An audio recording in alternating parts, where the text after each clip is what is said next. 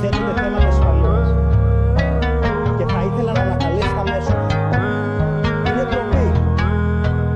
Όταν σας εξήγησα και το ξαναλέω ότι το γεγονός ότι αυτή τη στιγμή υπάρχουν ειδοί διασφαλίζουμε την ασφάλεια. Διασφαλίζουμε την ασφάλεια.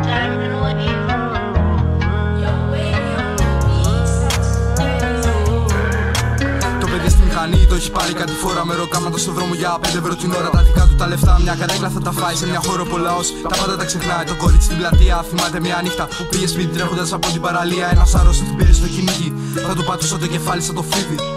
Όσο ζούμε στην παράνοια που λέγεται Ελλάδα, σιγά σιγά θα μας πετάνε απ' το γεράδα. Αφού δεν αντιδράς όταν σου κλείνουνε τα μάτια, γίνεσαι το προβάτο που τρώνε τα τσακάλια.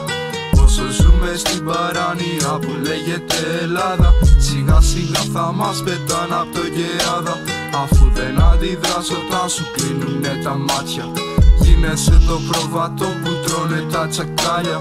Κύριε Βουλευτά, όχι δεν σου παίρνω. Θα έρθω να στον κρεμίσω μια νύχτα το μπουρδέλο. Οι 300 όλοι μαζί κάτω από τα στρίμια. Και λέω οι 300, αλλά όχι του Λεωνίδα. Υποκριτές, δίχως συναισθήματα. Μετατρέψανε τον πλούτο μας σε χρήματα. Προδώσαν τον προγόνων μας στα βήματα. Μετατρέψανε ανθρώπους μας σε θύματα. Κύριε Βουλευτά, όχι δεν σου παίρνω. Θα έρθω να στον κρεμίσω μια νύχτα το μπουρδέλο. Οι 300 όλοι μαζί κάτω από τα στρίμια. Και λέω οι 300, αλλά όχι του Λεωνίδα. Υποκριτές, δίχως συναισθήματα.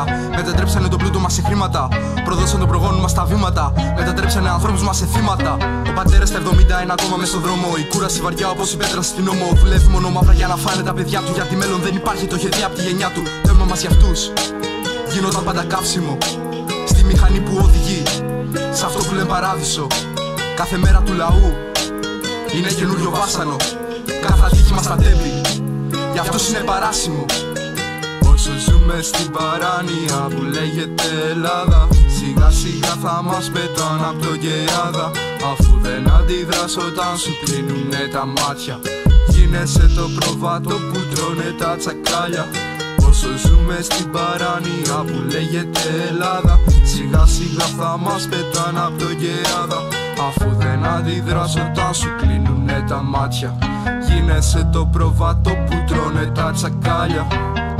Η μεγαλύτερη ανισότητα η οποία υπάρχει σήμερα στη χώρα είναι η